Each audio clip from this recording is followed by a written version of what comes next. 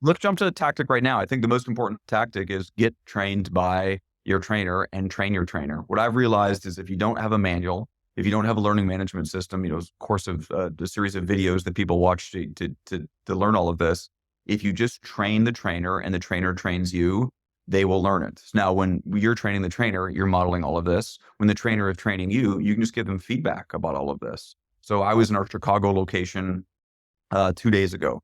And I got put through a workout by one of our new exercise physiologists, and they took me through the workout. And at the end of every set, I just gave a little feedback.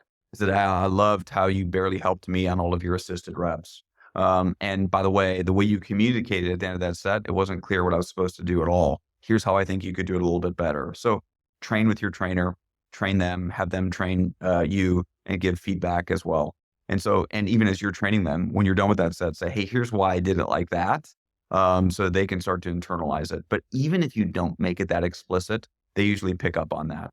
And all of your listeners have heard this before. I've heard this so many times in the last 19 years. I'll have a client approach me and say, hey, this new trainer that I'm working with, they do it just like you. They're like a mini Luke, right? And of course, we're not trying to make mini Lukes. We're just trying to have behaviors that are as consistent as possible. And we can largely teach those behaviors. A great way to teach those behaviors is training the trainer, having the trainer train you. Another way is just role playing.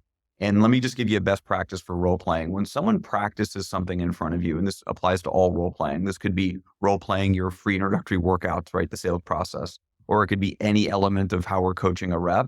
If I'm role playing with you, as you're doing it in front of me, Lawrence, and you're doing it well, I should be looking at you and shaking my head yes and saying, do it again, right? Do it again. Just like that, do it again. Just like that, do it again. I want you to have 5 to 10 reps in a row of doing it right, where I'm looking at you shaking my head, yes. And if you're not doing it well, I'm going to say, try it like this. And then in real time, have you try it like that. And then as soon as you do it well, I'm shaking my head, yes. This role playing is so incredibly powerful. This should be a go-to mechanism to skill the trainers in all of our businesses, is just dedicated time every week for role playing.